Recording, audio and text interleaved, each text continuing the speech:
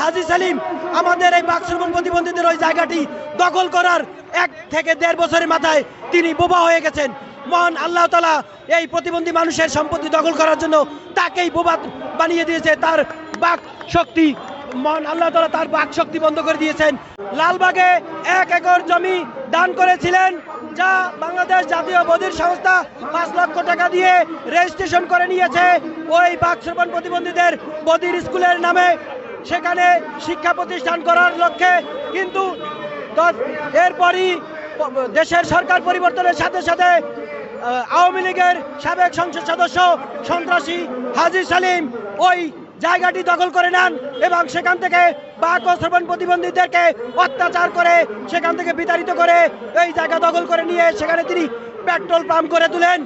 এই জায়গাটিতে আমাদের প্রতিবন্ধী মানুষের উন্নত শিক্ষা, চিকিৎসা এবং কর্মসংস্থান করার প্রস্তাবনা রয়েছিল, কিন্তু দীর্ঘ এই 15 বছরে আমরা ওই জায়গাটিতে যেতেও পারি নাই। সন্ত্রাসীরা আমাদের উপরে হামলা করে তাড়িয়ে দিয়েছে। আমরা সেখানে দেয়াল গড়ে তুলেছিলাম, সেই দেয়াল ভেঙে তারা সম্পত্তি দখল করে রেখেছে, যার ফলে আমরা এই বাক ও শ্রবণ প্রতিবন্ধী মানুষের উচ্চ শিক্ষার ব্যবস্থা করতে পারিনি।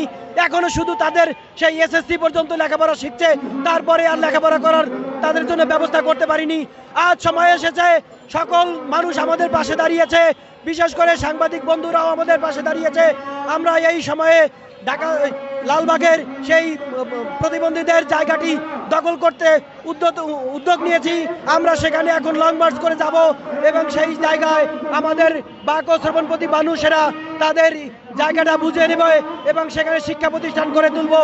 আমরা সমাজের সকল মানুষের, প্রশাসনের এবং মিডিয়ার এবং বিশেষ করে সাংবাদিক বন্ধুগণের সার্বিক সহযোগিতা কামনা করছি। ধন্যবাদ সকলকে।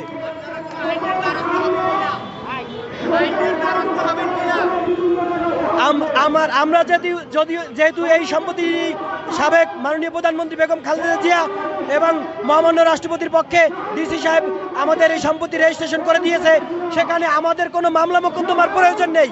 হাজী সেলিম একটি মামলা করেছিল, যে মামলা আদালত খারিজ করে দিয়েছিল, কিন্তু তারপর তিনি আপিলের পর আপিল করে করে করে করে টাকা পয়সা দিয়ে দিনের পর দিন আদালতকে সে ব্যবহার করে এতদিন দখল করেছিল। আমরা এখন আর ওই হাজী সেলিমের কোনো অবৈধ ষড়যন্ত্র মানব না।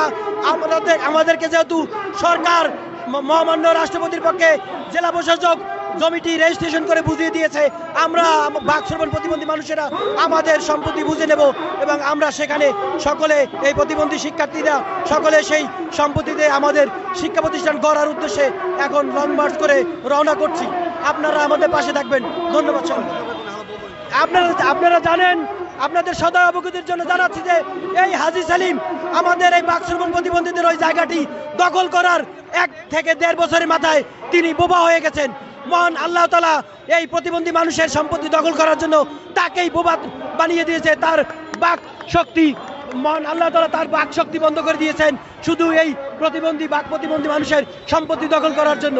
তাই এখান থেকে শিক্ষা নিয়ে আমরা সাংবাদিক থেকে শুরু করে সকল পেশাজীবী মানুষ প্রতিবন্ধী মানুষের পাশে আছি, থাকবো এবং আজীবন তাদের অধিকার আদায় আন্দোলন চালিয়ে যাব। ধন্যবাদ সকলকে।